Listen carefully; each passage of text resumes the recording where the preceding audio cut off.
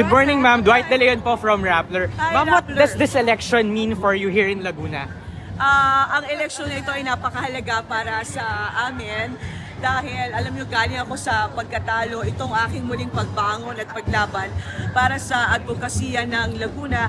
Ang unang gusto natin talaga magkaroon ng maayos na ospital dito sa lalawigan ng Laguna, kumpleto sa gamot, kumpleto sa kagamitan, at saka ang pagkakaiba, gusto ko mas madalas mag-opisina sa mga pampublikong ospital kaysa sa Kapitolyo dahil unang-una ay pagbabawal natin yung mga empleyadong matataray, pero wala naman tayong balak tanggalin yan.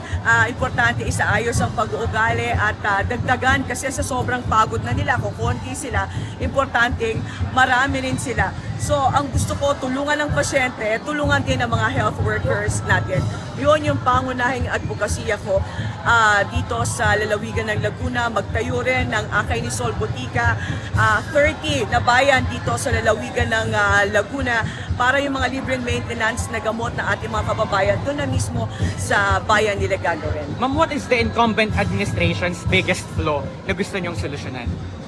Una, mas gusto kong mag-focus sa sarili kong advokasya, kung ano man yung kanilang programa ay programa nila yon at nire-respeto natin. Pero ako, nakatingin ako at nakafocus sa advokasya na isang maayos na ospital na matagal nang hinihintay natin dito sa Laguna na kumpleto sa kagamitan. Ang problema kasi natin ngayon, marami sa ating mga kababayan sa Laguna pumupunta pa sa Batangas Medical Center para magpagamot. Simple lang naman yan. Dapat ang mga taga-Laguna dito mismo sa Laguna ginagamot. Matagal na itong hinihintay ng mga taga-Laguna at sana panahon na ngayon na maayos ang ospital na ito at sana panahon na ni Sol. Ma'am, last question. You have three competitors that are allied with the administration.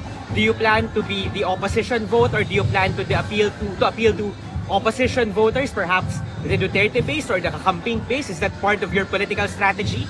Ako po ay may sariling partido. Ang tawag po dito ay Akay National Political Party. Ako po ay nakafocus sa advokasya ko dito sa Laguna at lahat po ay tinatanggap ko, lahat ng pwedeng tumulong basta kaisa sa advokasya ko na magkaroon ng maayos na ospital ang lalawigan ng Laguna. At the end of the day, ang commitment ko ay para sa tao. Ang commitment ko ay itawid ang advokasya ng maayos na ospital ng lalawigan ng Laguna.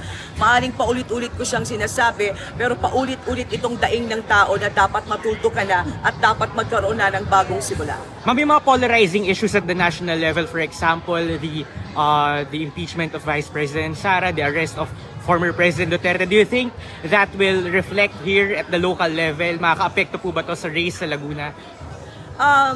Mahirap pang magkomento sa panahon na ito sa mga national issues. Mas gusto nating dalhin at mag-focus sa local issues na meron dito sa Laguna dahil napakaraming kailangang solusyonan dito. Napakaraming problemang kailangang ayusin.